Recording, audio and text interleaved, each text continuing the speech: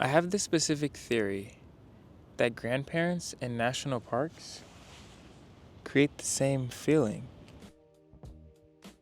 Both of them make you slow down. They both force you to notice things you'd normally ignore. The shape of a rock, the sound of the wind, a tree that somehow still lives in impossible conditions, a story your grandmother has already told you 6 times. And somehow, both experiences make you feel like a kid again. My grandparents have always made travel feel so incredibly simple. When you are younger, you assume these experiences will happen forever. You don't think about endings until one day you do. And suddenly I wanted to preserve this feeling somehow.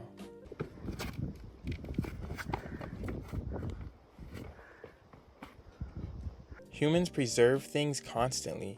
We preserve land, we preserve architecture, we preserve photographs, we preserve recipes. We preserve objects because we're terrified of forgetting the people attached to them. And clothing has always done that. People keep jackets from their parents, old concert shirts, military uniforms, wedding dresses. Clothing quietly becomes emotional evidence. National parks have always carried that same feeling. They're yours, you know. You own them. Remember last year, the year before, and maybe the year before that. But remember, you were there, and if you haven't been, you should go. Enjoy what is yours. Protect and keep this great heritage. Your grandparents enjoyed some of them, and your grandchildren will enjoy more of them.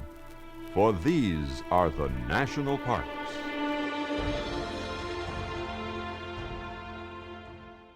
Places like this force your body to respond, even if you don't realize it. Zion feels almost fictional. The cliffs don't feel real at first. They feel painted, too large, too quiet, too still. And then your body adjusts.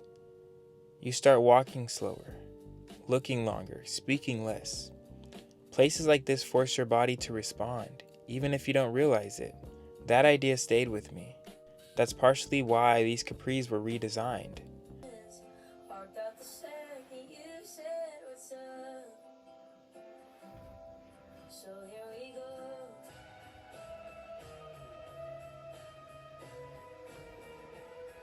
The original version had one large pleat, and I loved it, but it felt unfinished, like the idea hadn't fully stretched yet.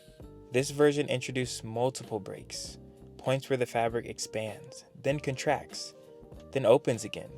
Not 2 pleats side by side, but 2 pleats stacked on top of each other. Very similar to movement in nature. Canyons narrow, trails widen, roads curving, rivers cutting through stone. The body rarely moves in straight lines. These garments shouldn't either. And the striped long sleeves came from a familiar idea. 2 materials doing 2 different jobs. A terry cotton body, knitted sleeves, softness meeting structure. Kind of like travel itself. Comfort mixed with unpredictability. The Pleat Repleat Capris have that opening gap for better movement, while keeping the expansion at the top pleat and the expansion at the bottom pleat. A silhouette that feels playful, almost childlike.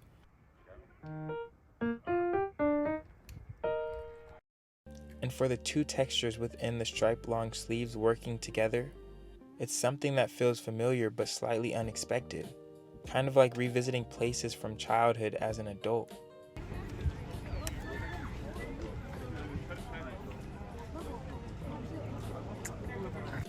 There's always a moment before leaving where everything feels incredibly small. Folding clothes, charging batteries, cleaning dishes before the drive, water bottles on the kitchen counter, someone asking if you packed enough snacks. Travel rarely begins in a grand place. It usually begins at home, quietly. And I've always loved that. The ordinary rituals that happen before something becomes memorable. Because eventually, you're standing somewhere that feels impossible. And somehow, the morning started with folding laundry. National parks have always carried that same feeling. They were created so people can witness scale, to stand in front of something larger than themselves, and remember that the world existed long before them, and will continue long after. There's something deeply human about that, driving thousands of miles just to feel small. And somehow we keep doing it, generation after generation. The national park system in America officially began in 1872, with Yellowstone becoming the first national park. Oldest, largest, and one of our most beautiful vacation lands is Yellowstone National Park. Antelope feed peacefully on grassy slopes. Woof, woof, a black bear. But don't worry, he's friendly. He won't bother you. For many years, Old Faithful has played with average regularity every 65 minutes. Which sounds pretty noble. Protecting land, preserving beauty, creating access to nature. And while that's partially true, the history is also much more complicated. Many national parks exist because indigenous communities were displaced from the land they had lived on for generations. Places were preserved, but often for new audiences. Zion became a national park in 1919. Before that, it had entirely different meanings to entirely different people. Zion sits at the edge of the ranges of the Archaic, Fremont, Ancestral Puebloan, and Southern Paiute native cultures. So the park's collection of native archaeology is a very mixed bag. I think that tension is important. What does it actually mean to preserve something? A place, a memory, a feeling? I can't preserve Zion, and I can't preserve time, and I definitely can't preserve people forever.